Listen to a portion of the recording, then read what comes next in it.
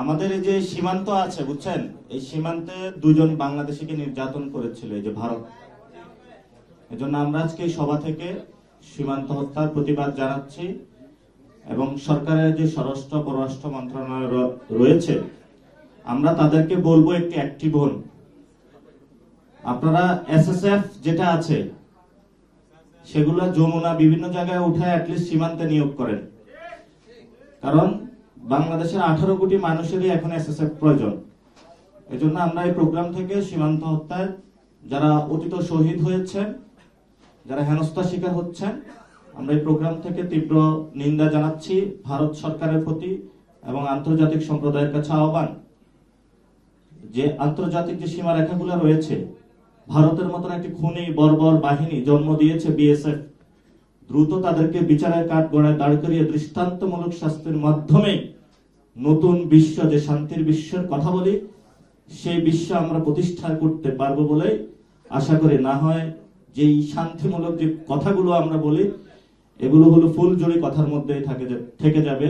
Design, elegance, beauty, সেরা পণ্য সবার জন্য জেভিকো।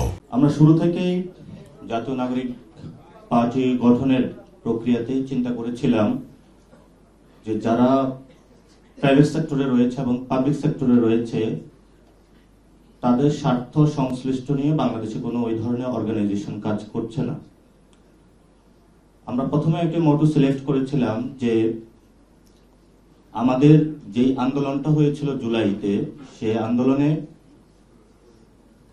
বৈষম্য বিরোধী নামটা এসেছে এই জন্যই, আপনি যদি আগে আওয়ামী লীগ হতেন, ছাত্রলীগ হতেন, কোন পরিবারের নির্দিষ্ট পরিবারের সদস্য হতেন, কোন কোম্পানির ওনারের নিপিও বা ভাতিজি হতেন, ভাতিজা হতেন, সন্তান হতেন, তখন আপনার চাকরির প্রবাবিলিটিটা অনেক বেড়ে যেত। ফলত আমাদের শিক্ষার যে মূল্যায়ন সেই জায়গাটা অনেকাংশ কমে যেত। তো বাংলাদেশের পাবলিক সেক্টর এবং প্রাইভেট সেক্টর দুইটা সেক্টরেই দলীয় দাস, পরিবারতন্ত্র, ঘুষ এবং যেটাকে বলা তৈল মর্দন, এইসবই ছিল চাকরি পাওয়ার ক্ষেত্রে বড় ধরনের ক্রাইটেরিয়া। কিন্তু একটি শক্তিশালী বাংলাদেশ যদি আমরা গঠন করতে চাই, তাহলে সবচেয়ে সমাজের যারা যোগ্য, পড়াশোনা সবচেয়ে যারা ভালো করেছেন, তাদেরকে যদি আমরা চাকরি সুনিশ্চিত বিধান না করতে পারি, তাহলে এটা একটা দলীয় বাংলাদেশ পরিণত হবে, যেটা গত 53 বছরে দেখেছিলেন আপনারা। কখনো এই বাংলাদেশ শেখ,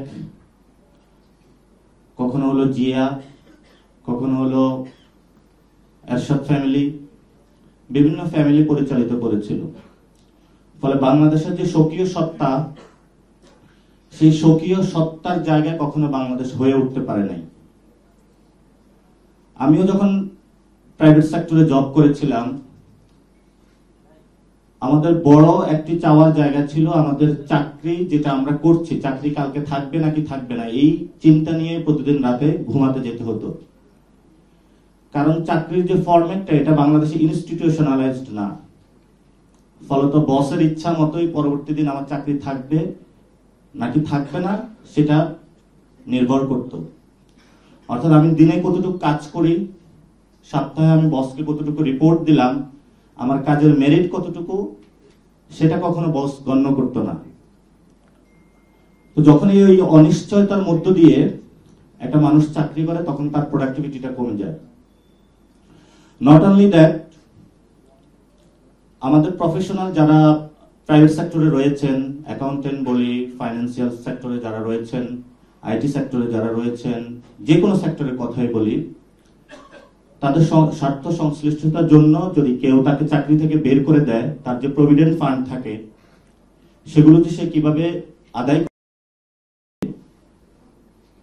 সেই ধরনের কোনো বিধানও নেই, অথবা তার সেই শক্তি সামর্থ্যের জায়গাটাও থাকে না।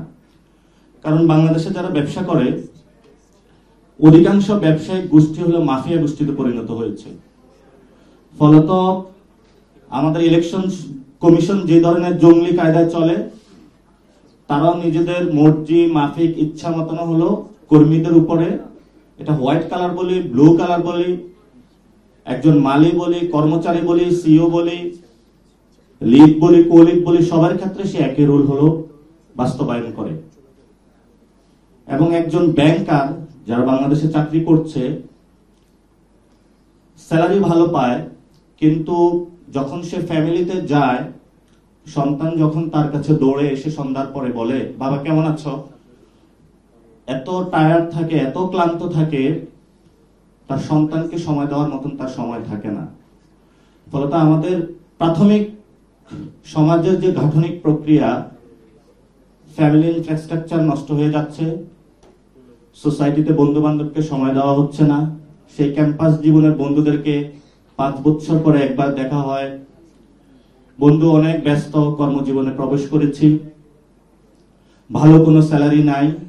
আমি অনেক কোম্পানিতে শুনেছি যদি তুমি বুয়েট থেকে পাশ করো 40,000 টাকা স্যালারি, ডিও থেকে পাশ করলে 30,000 টাকা, আইবি থেকে পাশ করলে 50,000 টাকা।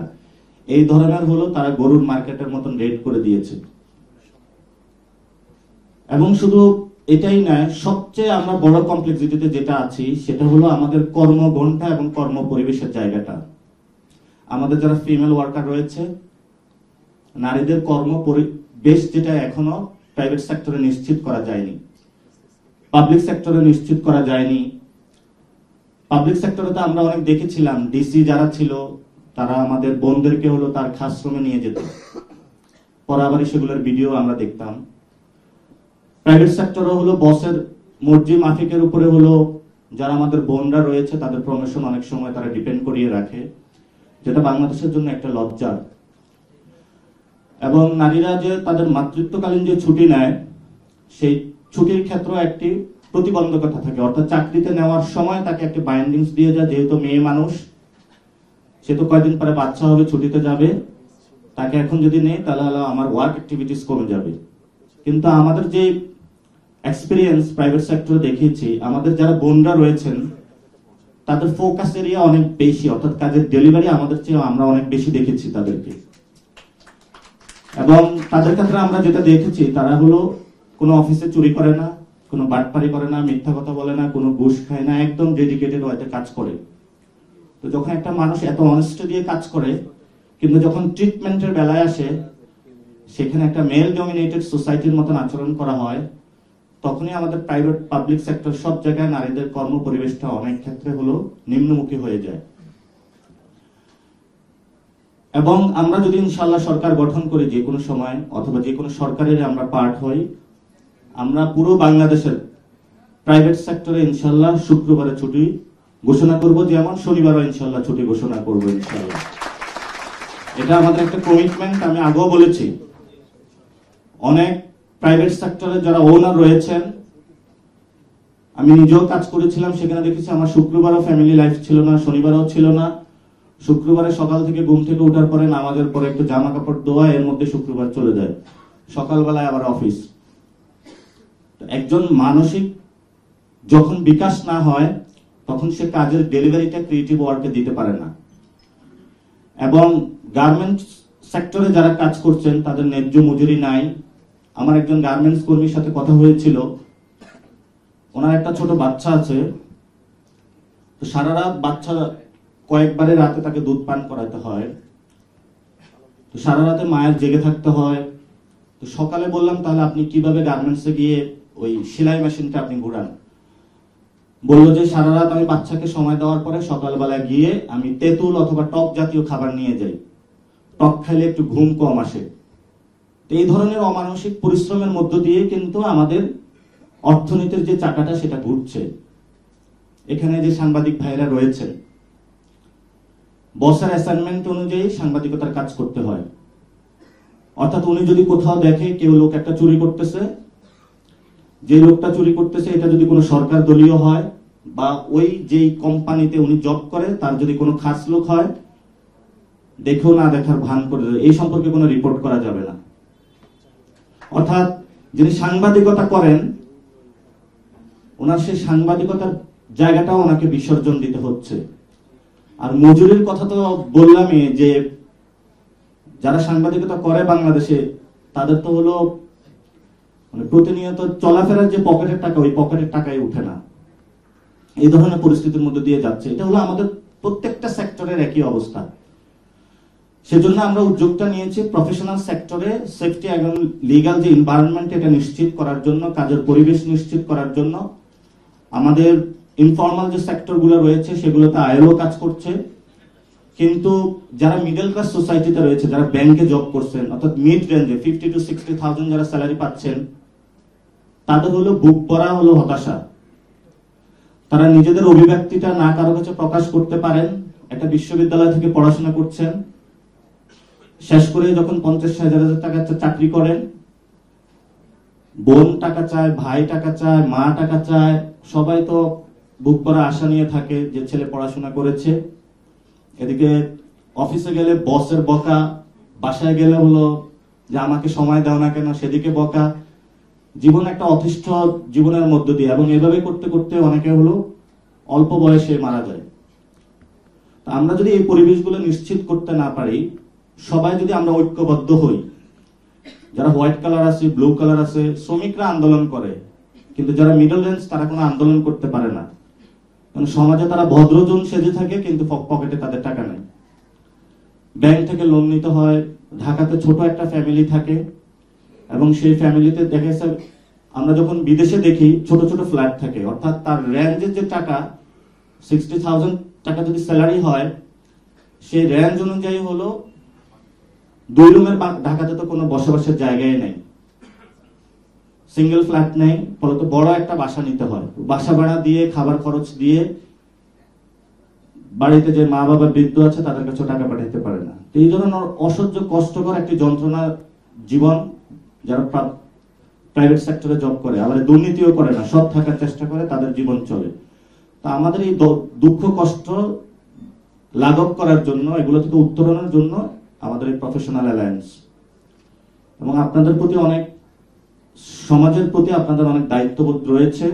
আপনারা যদি লিগ্যাল এনভায়রনমেন্ট, ওয়ার্ল্ডের যে প্রফেশনাল অর্গানাইজেশনগুলো আছে সেগুলোর সাথে কানেক্টিভিটি করে ইন্টারন্যাশনাল যে অধিকারগুলো আছে সেগুলো যদি আপনারা নিশ্চিত করেন, তাহলে হয়তো আমাদের সমাজের বড় একটা জায়গায় উন্নতি করা সম্ভব। এবং বাংলাদেশের বড় একটি সেক্টর রয়েছে যারা জব হোল্ডার।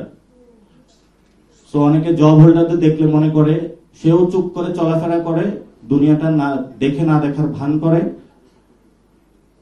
আর মনে করে যে বাংলাদেশের সবচেয়ে মনে করে যে চালাক লোক হলো পলিটিশিয়ানরা। এটা সমাজের মাত্র ওরা 2.5%। ওরাই সবার উপরে দাদাগিরি করে, তুমি কি বুঝো, আমি তো হনু। সো প্রাইভেট সেক্টরে যারা রয়েছেন, পাবলিক সেক্টরে যারা রয়েছেন জব হোল্ডার, তাদের কাছে ভোট রয়েছে, তাদের কাছে সমাজের টাকা রয়েছে, চাবি রয়েছে, সমাজের এস্টাবলিশমেন্টের জায়গা রয়েছে। তারা যদি ঐক্যবদ্ধভাবে দাঁড়ায়, তাহলে বাংলাদেশের পলিটিশিয়ান বলি, মিলিটারি বলি, কোনো শক্তি নেই তাদেরকে আর ভবিষ্যতে দমাতে পারবে ইনশাআল্লাহ। আমরা হলো সেই জায়গাটা নিশ্চিত করার জন্য কাজ শুরু করেছি। আর সবচেয়ে যে কথাটা দিয়ে শেষ করব, ডিগনিটি। যখন একজন মানুষ জব করতে যায়, আমাকে আমার একজন কোম্পানির ওনার বলেছিল যে তুমি তো সারা জীবনে জব করতে হবে, কারণ তুমি তো নিজে জীবনে কোম্পানি করতে পারবে না। আমি বললাম যে আপনার বাবা কি করেছে? বলছে জব করেছে। তো বললাম উনি কিভাবে পারলো? এই সোসাইটিতে যেটা, এই সরকার আসার পরে অথবা আমরাও ভবিষ্যতে যেটা করব, পাবলিক সেক্টরে আপনারা, প্রাইভেট সেক্টরে যারা রয়েছেন, 20 ইয়ার্স এক্সপিরিয়েন্স অর্জন করেছেন, মূলধনের জন্য আপনারা ব্যবসা বাণিজ্য শুরু করতে পারছেন না, আর ব্যবসা বাণিজ্য শুরু করলে আপনারা কোনো বাটপাড়ার পাল্লায় পড়ে যান অথবা চাঁদাবাজিদের হাতে পড়ে যান। আমরা আপনাদের ইনশাআল্লাহ, আপনারা ব্যবসার উদ্যোগ নেন। আমরা যদি সরকারে আসি অথবা আমরা যদি কোয়ালিশন বা অ্যালায়েন্স গভর্নমেন্টে আসি, আমরা নিশ্চয়তা বিধান করছি আমরা আপনাদের উদ্যোক্তা হওয়ার যতগুলো অন্তরায় আছে আমরা সবগুলো ইনশাআল্লাহ ওপেন করে দিব, যাতে আমরা আপনারা উদ্যোক্তা হতে পারেন। যেহেতু আমরা এই সোসাইটিতে সম্মান নিয়ে জীবন যাপন করতে চাই, এজন্য আপনারা যদি শক্ত করে দাঁড়ান, পৃথিবীর কোনো মানুষ আপনাদেরকে বাধা দিতে পারবে না ইনশাআল্লাহ। বর্তমানে তো রাজনীতি তো এই ধরনের পরিস্থিতি চলছে, কেউ সিট ভিক্ষা করতেছে, কেউ ডিরেক্ট বলে ফেলে, ভাই আমাকে একটা সিট দেন। যদি সিট না দেন, ভাই আমি এত বছর রাজনীতি করছি, তাহলে জীবনে কি করব? আর কিছু মানুষের আত্মসম্মান আছে, ওই বড় দলগুলোর কাছে গিয়ে সিট চাইতে পারে না, মুখ বুঝে হলো পড়ে আছে। তো আমরা সবাইকে আহ্বান জানাবো, আমাদের দেখে আপনারা শিখুন। আমরা কোন দলের কাছে সিট নেগোসিয়েশনের জন্য যাব না ইনশাআল্লাহ। আমরা নিজেরাই দাঁড়াবো, কারণ রাজনীতি করেছি আত্মমর্যাদার প্রশ্ন। আত্মমর্যাদার প্রশ্নে আমরা এক বিন্দু ছাড় দিব না। যে সকল দলের নেতৃবৃন্দ রয়েছেন, আপনাদের মেরুদণ্ড কোন বড় দলের কাছে বিক্রি করে দিবেন না। মেরুদণ্ড সোজা রাখুন, আমাদের সাথে আসুন, ইনশাআল্লাহ ঐক্যবদ্ধভাবে আমরা একসাথে রাজনীতি করব। সিট বন্টনের পলিটিক্স বাংলাদেশে আর চলবে না। ছোট ছোট পার্টিগুলো রয়েছে, এগুলোকে পকেটে নেওয়ার জন্য, যে তোমাকে অমুক আসনে দেওয়া হবে, 1 বছর ঘুরিয়েছে, এখন তারা আমও গেছে, ছালাও গেছে, এখন বিভিন্ন জায়গায় বক্তব্য দিয়ে বেড়াচ্ছে। আমাদের সাথে প্রতারণা করা হয়েছে। প্রতারণা তো আপনি নিজের সাথে করেছেন, কর্মীবৃন্দের সাথে করেছেন। এই জন্য হলো একটু কষ্ট হলো, একবার যদি উঠে দাঁড়াতে পারি, শির দাঁড়া করে আমরা বাংলাদেশে এই সকল পরিবারতন্ত্র থেকে শুরু করে চাঁদাবাজি, সন্ত্রাস, ধর্মীয় ফেসিবাদ সবকিছু ইনশাআল্লাহ ভেঙে পড়বে। আমরা এই ভাঙা দিয়ে শুরু করেছি, এখন গড়ার কাজে শুরু করেছি। প্রফেশনালস যারা রয়েছেন, বিভিন্ন রাজনৈতিক দলের যারা রয়েছেন, আসলে ঐক্যবদ্ধ হন, ইনশাআল্লাহ আমরা একটি নতুন বাংলাদেশ গঠন করব। বর্তমান রাজনৈতিক পরিস্থিতিতে একটি সংকট বিরাজ করছে। আমি রাতে সার্ভেতে বের হলাম, 34 জনের সাথে কথা বললাম যে ভাই বাংলাদেশে কি ভোট হবে ফেব্রুয়ারিতে? এর মধ্যে 31 জন বলল ফেব্রুয়ারিতে ইলেকশনে কোনো সম্ভাবনা দেখতেছি না। তো মানুষের মধ্যে একটা হতাশা বিরাজ করছে। আমরা যেহেতু ডেমোক্রেটিক বা গণতান্ত্রিক কান্ট্রি, আমাদের গণতান্ত্রিক পথে যেতে হবে। কিন্তু গণতন্ত্রের জন্য যে আয়োজন, যে ভিত্তিমূলে গণতন্ত্র প্রতিষ্ঠিত হবে, যদি পুরাতন সিস্টেমে যায়, তাহলে ভবিষ্যতে আমরা গণতন্ত্র একটি মুখের শব্দ থেকে যাবে, বাস্তব কোন গণতন্ত্র আমরা প্রতিষ্ঠা করতে পারবো না। এখন তো অনেক দলের নামের সাথে লেগিয়ে দেয় যে ডেমোক্রেটিক পার্টি। ডেমোক্রেটিক একটা মনোচর্চার বিষয়। ভোট আসলে 300 আসনে গডফাদার দিয়ে নমিনেশন, এর মধ্যে 100 হলো মাঠে আন্দোলন করবে, আগুন জ্বালাবে, সন্ত্রাস জ্বালাবে, এগুলোকে মাথায় নিয়ে আসা, রুমে নিয়ে আসা, এক রুমে বন্দি করে, যে ঠিক আছে তোকে মেয়র দিচ্ছি, তোকে উপজেলা চেয়ারম্যান দিচ্ছি, তোকে ব্যবসা দিচ্ছি, কোন রকম একটা জিনিস করে, তারপরে ইলেকশনে গিয়ে, পার্লামেন্টে গিয়ে আবার জনগণের উপরে ফেসিবাদী চাপিয়ে দেওয়া। যারা এই ধরনের গণতন্ত্র আমাদের শেখানোর চেষ্টা করছে, আমরা তাদেরকে বলবো আপনারা ভুল জায়গায় এসেছেন। যদি এগুলো বুঝাতে হয়, যারা আপনাদের দলদাস, যারা আপনাদের নুন খেয়ে প্রত্যেকদিন আপনাদের স্লোগান দেয়, তৈল মর্দন করে, তাদের কাছে গিয়ে বলুন। তরুণ প্রজন্মের কাছে আপনাদের জায়গা হবে না ইনশাআল্লাহ। কারণ আমরা শিক্ষিত, বাপের টাকা দিয়ে পড়াশোনা করেছি, নিজেদের জমি বিক্রি করে পড়াশোনা করেছি। আপনাদের কোন ফ্যামিলির কাছে আমাদের জীবন বর্গা দেওয়ার জন্য নয়। আমাদের আত্মমর্যাদা আছে, আত্মমর্যাদা নিয়ে বেঁচে থাকতে চাই। কারণ এই বাংলাদেশে যদি আমরা আপনাদের কাছে আত্মমর্যাদা বিক্রি করে দেই, তাহলে আপনারা ভারতের কাছে আমরা কিভাবে মাথা তুলে দাঁড়াবো? আমরা যেমন বাংলাদেশের ভিতরে মাথা তুলে করে দাঁড়াবো, তেমনি দক্ষিণ এশিয়াতে বিজেপির যে সন্ত্রাস আসতেছে, এই সন্ত্রাসের সামনে ইনশাআল্লাহ মাথা উঁচু করে দাঁড়াবো। এই যে ভারতের একটু উঁচু উঁচু স্বভাব ছিল গণ অভ্যুত্থানের পরে, সোজা হয়ে যাচ্ছে না, আস্তে আস্তে আরো হবে সোজা। ভারতের প্রতি আমরা বলতে চাই, ইলেকশনে কোনো ডিস্টার্ব করবেন না। যদি ডিস্টার্ব করতে আসেন, এই বাংলাদেশে আপনাদের অনেক ইনভেস্টমেন্ট রয়েছে, আমরা এখনো কিন্তু কিছু বলি নাই। সবকিছু বন্ধ হয়ে যাবে, ল্যাজ গুটিয়ে পালিয়ে যেতে হবে বাংলাদেশ থেকে। ব্রিটিশরা যেমন পালিয়ে গিয়েছিল, ল্যাজ গুটিয়ে এখান থেকে আপনাদেরও পালাতে বাধ্য হবেন আপনারা। আমরা শুধু একটু সময় নিচ্ছি, সময়ের অপেক্ষা।